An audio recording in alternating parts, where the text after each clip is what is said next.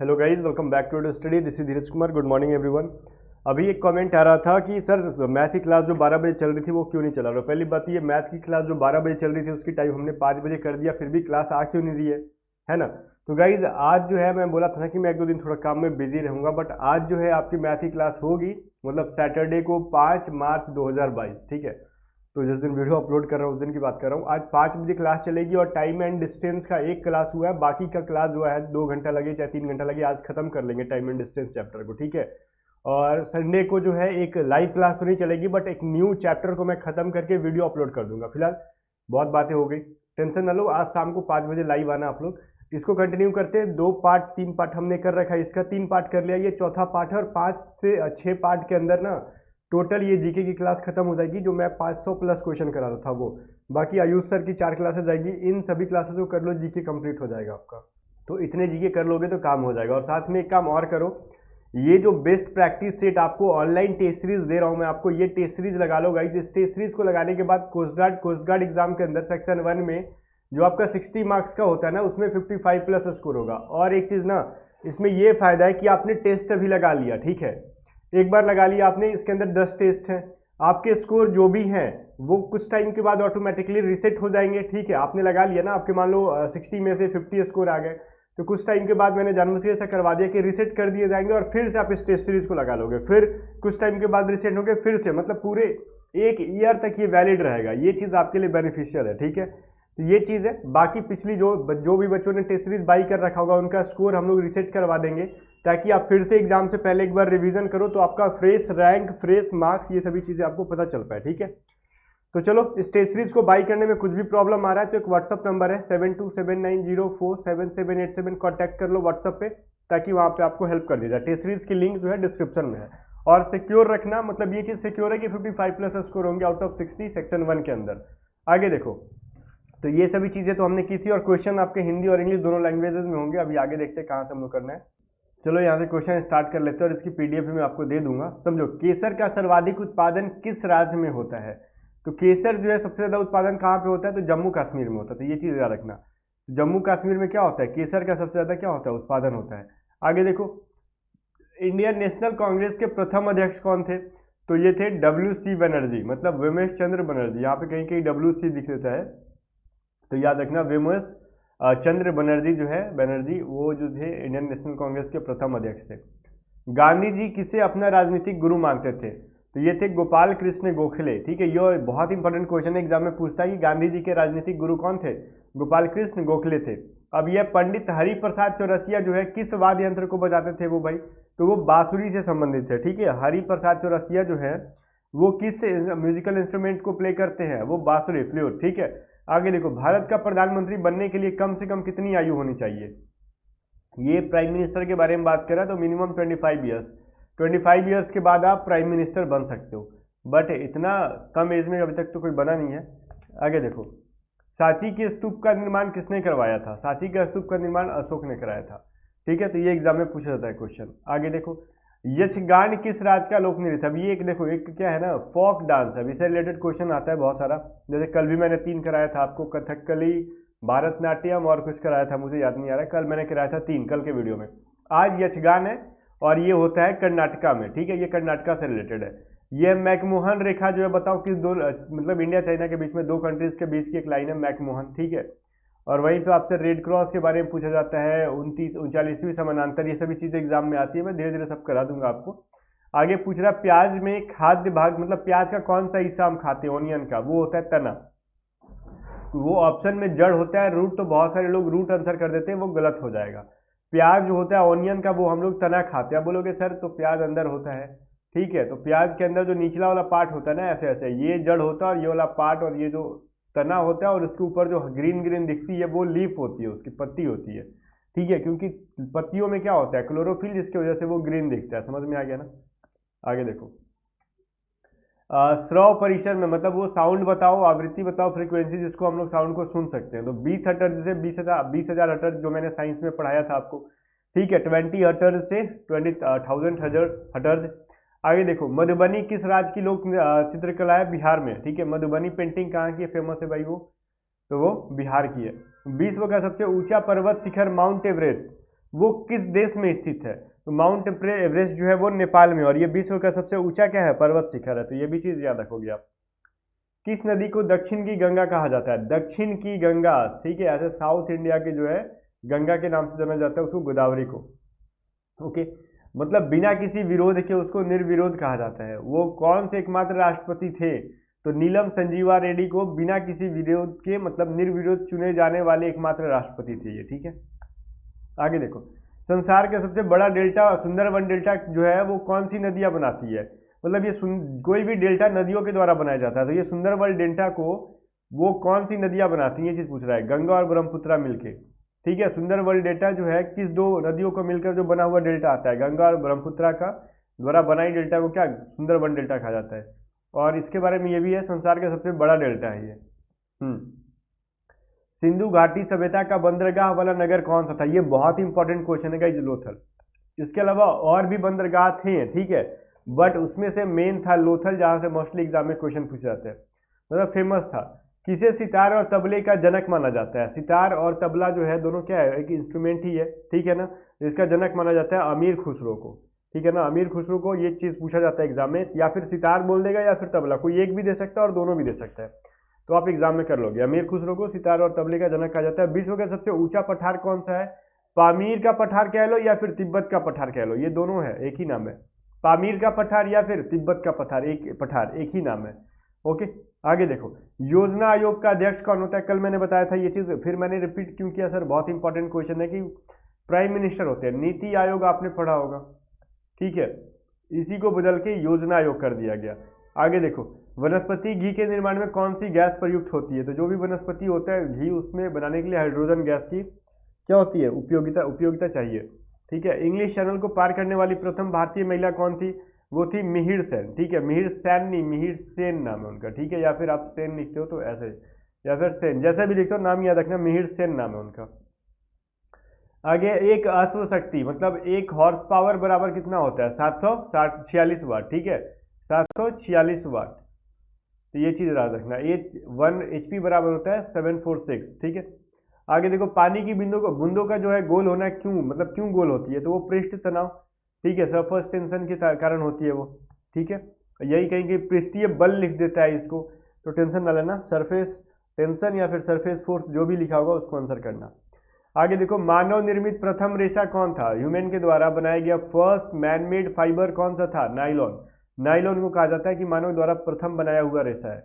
आगे, स्पष्ट प्रतिध्वनि सुनने के लिए श्रोता एवं प्रवर्तक के बीच की दूरी कितनी होती है? लाइक देखो, ये दो इंसान है, ये बोल रहे हैं और इसकी साउंड जो है इसके कानों तक जा रही है, वो मतलब क्लियरली ये सुनाई दे दे, उस दोनों के बीच का डिस्टेंस कितना होना चाहिए? 17 मीटर। 17 मीटर तक के डिस्टेंस तक की आवाज़ों को क्लियरली सुना जा सकता है। उसके बाद जो है ना, दूर जाओगे तो थोड़ा सा प्रॉब्लम क्रिएट होगा। किस माध्यम में प्रकाश की चाल सबसे ज़्यादा होती है? तो वो वैक्यूम में। देखो, यहाँ पे लाइट को देखो, जैसे साउंड को है ना, साउंड को चलने के लिए एक मीडियम की आवश्यकता होती है। जितना ठोस होगा साउंड की जो है मतलब स्पीड ज़्यादा होगी। लाइक अगर लोहा है तो उसकी लोहा में स्पीड ज़्यादा होगा, हवा में कम होगा, हवा की अपेक्षा लकड़ी में ज़्यादा होगा, लकड़ी की अपेक्षा ठोस में ज़्यादा होगा, ठीक है। मतलब ये क्या बोलते हैं, लोहे में मतलब ज़्यादा हो जाएगा। लेकिन वहीं पर अगर बात कर ले हम लोग लाइट की, तो लाइट को गमन करने के लिए मैंने पहले भी बताया था फिजिक्स वाले क्लास में कि कोई भी जो है ना वहाँ पे ये नहीं चाहिए, उसको मीडियम की आवश्यकता नहीं होती है, तो इसलिए वैक्यूम के अंदर उसकी स्पीड सबसे ज़्यादा होती है। किस रंग के प्रकाश का प्रकीर्णन सबसे ज़्यादा होता है? ठीक है, किस रंग के प्रकाश का प्रकीर्णन जो होता है सबसे ज़्यादा होता है? वो बैंगनी। अब ये समझो यहाँ पे क्या होता है। मान लो एक स्पेक्ट्रम है, ठीक है, स्पेक्ट्रम है, स्पेक्ट्रम को तो मैंने पढ़ाया था, फिर भी याद है तो ठीक है, नहीं है तो फिर भी पढ़ लो आप।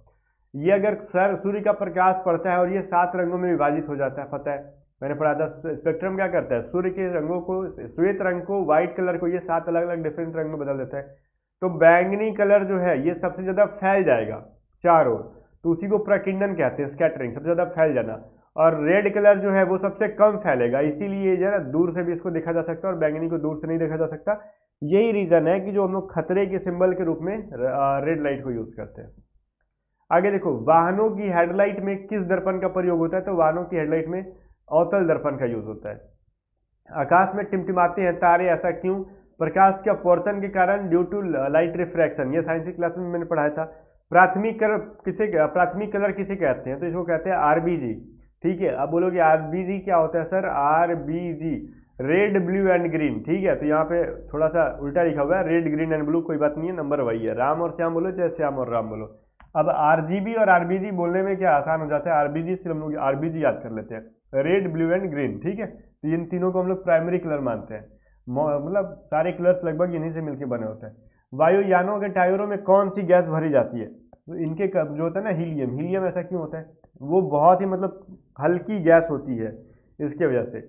अब ये बोल रहा है टाका धातु या सोल्डर में किस धातु का मिश्रण होता है? जो टाका बनता है ना, टाका जिसको हम लोग सोल्डर कहते हैं, वो किन दो धातु से मिलकर बनता है? तीन और सीसा से। तीन और सीसा से क्या मिलकर सोल्डर बनता है, और एग्जाम में ये पूछा जाता है तो आपको याद रखना होगा, ठीक है। आगे देखो, ग्लूकोमा रोग शरीर के किस अंग से संबंधित है? ग्लूकोमा नाम की एक बीमारी है, वो हमारे बॉडी के किस अंग को, मतलब आई को जो है क्या करता है, अफेक्ट पहुंचाता है, ठीक है। आई को हमारे प्रभावित करता है। आगे देखो, घाना देश का पुराना नाम क्या है? अब ये फोटो देख के मतलब फोटो पे ध्यान मत जाओ, थोड़े से मानते हैं आपको विचित्र लग रहे होंगे, बट फोटो पे मत जाना, ये बहुत ही मतलब पहुंचे हुए फकीर आदमी है। मतलब देखो यहाँ पे क्या है, घाना देश का पुराना नाम क्या है भाई? गोल्ड कोस्ट, ठीक है, ये पूछता है एग्जाम में। और ये यहाँ के प्रेसिडेंट है नाना अकुफो अडो, ठीक है। नाना जो है ये घाना के क्या है? प्रेसिडेंट है। तो ये चीज़ याद रखना, ये फोटो उन्हीं की है, नाना, ये पूरा दिख रहा होगा, अकुफो एडो पूरा नाम है इनका, ठीक है। नाना याद रखो, घाना का प्रेसिडेंट कौन? तो नाना। घाना का प्रेसिडेंट कौन? नाना, ऐसे याद कर लो। आगे कह रहा है उस्ताद जाकिर हुसैन का संबंध किस वाद्य यंत्र से है? तो ये जाकिर हुसैन का जो है वो तबला बजाते हैं, ठीक है। अमेरिका की खोज किसने की थी भाई? क्रिस्टोफर कोलंबस ने 1492 में। ये याद रखना, एग्जाम से रिलेटेड, सारे क्वेश्चन तो एग्जाम से रिलेटेड ही है, बट आपको याद रखना है। वंदे मातरम को सर्वप्रथम कांग्रेस के किस अधिवेशन में गाया गया था? 1896 में। और वंदे मातरम को लिखा किसने था? मैंने पढ़ाया था, कमेंट करके बताओ, ठीक है। सापेक्षता का सिद्धांत किसने खोजा था? सापेक्षता का सिद्धांत जो होता है, थ्योरी ऑफ रिलेटिविटी, वो अल्बर्ट आइंस्टीन ने खोजा था, ठीक है। चलो, वायुयान की खोज किसने की? और ये जो क्वेश्चन है ना, मोस्टली रिपीटेड क्वेश्चन है, ये तो याद रखना, बहुत सारे एग्जाम में रिपीट किए जाते हैं। जितना भी आपको एग्जाम देना है ना, उसमें देखना 5-6 एग्जाम, तो मान लो 5 आपने एग्जाम दिया तो 3 एग्जाम में ये तो पूछ ही लेता है लगभग। वायुयान की खोज किसने की थी भाई? तो ये दो राइट ब्रदर्स, आपने पढ़ा होगा, राइट ब्रदर्स, ठीक है। बट इनका पूरा नाम क्या था? ऑरविल और विल्बर, ये दोनों भाई थे, ऑरविल राइट, और ये था, इसका नाम था विल्बर राइट, ठीक है। इसलिए कहा जाता है कि राइट ब्रदर्स, ये दोनों नाम का मतलब टाइटल है, जैसे बोलते हैं ना कि फलाना चौधरी, मतलब धमाका चौधरी, जैसे किस मतलब धीरज कुमार, राजकुमार अलग हो गया तो कुमार ब्रदर्स बोल देते हैं। वैसे ऑरविल ब्रदर और ये सॉरी ऑरविल राइट और विल्बर राइट इनका टाइटल है, तो वही राइट ब्रदर्स के नाम से हम लोग जानते हैं। आगे देखो, प्रथम हृदय प्रत्यारोपण किसने किया था? तो जैसे हार्ट ट्रांसप्लांट जो होता है ना, वो क्रिश्चियन बर्नार्ड ने किया था, जो कि अमेरिकन थे, ठीक है। डॉक्टर क्रिश्चियन बर्नार्ड, सॉरी दक्षिण अफ्रीका के थे, वो अमेरिकन नहीं थे, ठीक है। साउथर्न अफ्रीका, मतलब ये साउथ अफ्रीका के थे। 7 पहाड़ियों का नगर कौन सा कहलाता है? रोम को कहा जाता है, क्या कहते हैं हम लोग? सिटी ऑफ 7 हिल्स, ठीक है। आगे देखो, जय जवान जय किसान और जय विज्ञान, ये तीनों को मिलाकर ये नारा देने वाले कौन थे? अटल बिहारी वाजपेयी। ये बहुत ही मतलब हॉट क्वेश्चन है, पूछा जाता है एग्जाम में। रेडियम की खोज किसने की थी भाई साहब? तो पेरी और मैडम क्यूरी ने, ठीक है। मैरी क्यूरी या फिर madam Curie, Pierre, sorry Perry यहाँ पे नाम है, तो जॉन पियरे और मैडम क्यूरी जो थी ना, वो इन दोनों ने मिलकर खोजा था इसको। अब देखो, किस ग्रह के चारों ओर वलय है? तो शनि के, ठीक है। ये तो सिंपल सा रिंग, किस ग्रह के चारों ओर रिंग दिखता है आपको, ठीक है। अब इसी का सबसे ज्यादा मोस्टली क्या है? सैटेलाइट है। ये सभी क्वेश्चन मैं रिपीट क्यों करता हूँ पता है? क्योंकि मैं एक ही क्वेश्चन को बार बार रिपीट करता हूँ कि शनि के जो सबसे ज़्यादा सैटेलाइट है, क्योंकि ये सारे क्वेश्चन एग्जाम में पूछे गए हैं और आगे भी पूछे जाने के चांसेस होते हैं, ठीक है। रिसेंट में ये सब चीज़ें खोज हुई थी। आगे देखो, नील नदी का उपहार कौन सा देश कहा जाता है? तो मिस्र को नील नदी का उपहार माना जाता है। आगे देखो, सफ़ेद हाथियों का देश किसे कहा जाता है? तो थाईलैंड को कहा जाता है, ठीक है। City country of white elephants, Thailand. Kangaroo किस देश का राष्ट्रीय चिन्ह है? और ये है आपका ऑस्ट्रेलिया। और इससे रिलेटेड जो है सेन वॉन जो है मतलब एक बहुत ही अच्छे बॉलर के रूप में माने जाते थे, जिनका हार्ट अटैक से जो है डेथ हो गया अभी रिसेंटली। वो कहाँ के थे भाई? ऑस्ट्रेलिया के। तो ये क्वेश्चन याद रखना, आपके एग्जाम के लिए इंपॉर्टेंट है, ठीक है। आगे देखो, सुंदरलाल बहुगुणा का संबंध किस आंदोलन से था? तो चिपको आंदोलन से। चिपको आंदोलन से मतलब रिलेटेड पूछेगा ना कि निम्न में से कौन चिपको आंदोलन से संबंधित है? सुंदरलाल बहुगुणा का ऑप्शन में होगा, आप आंसर कर दोगे उनको। और इसके जस्ट ऊपर वाला क्वेश्चन जो मैंने आपको यहाँ पे बताया था कि सेन वान से रिलेटेड, ये क्वेश्चन बड़ा इंपॉर्टेंट है गाइज, आगे एग्जाम में पूछ सकता है, याद रखना, ठीक है। जो ऑस्ट्रेलिया के क्या थे? बॉलर थे, क्रिकेटर थे, या फिर पूछ देगा कि हाल ही में देहांत हुआ, मतलब सेंडवाड जिनका हाल ही में देहांत हुआ वो निम्न में से किस खेल से संबंधित थे? क्रिकेट से वो बॉलर थे, ठीक है, या फिर वो किस कंट्री से थे? तो ऑस्ट्रेलिया से। तो ये चीज़ याद रखोगे आप।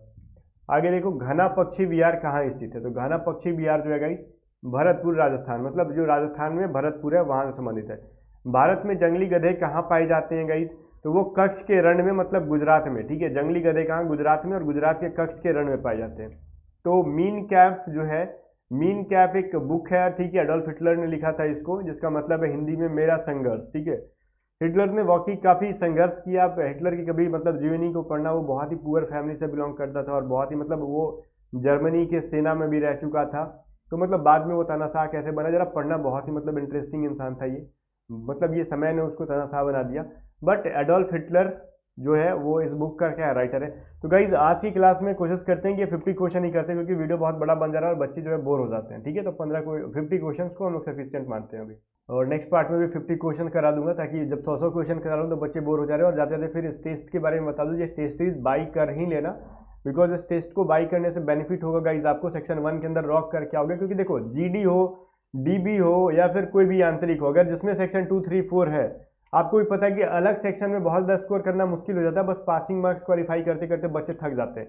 इसलिए मैं कह रहा हूँ 55 कर लो, स्कोर आपका हो जाएगा। इस टेस्ट सीरीज को 2 बार 3 बार लगा लोगे, तो मैंने दे भी दिया कि एटलीस्ट आप 3 बार 4 बार लगा लोगे इस टेस्ट सीरीज को, ठीक है।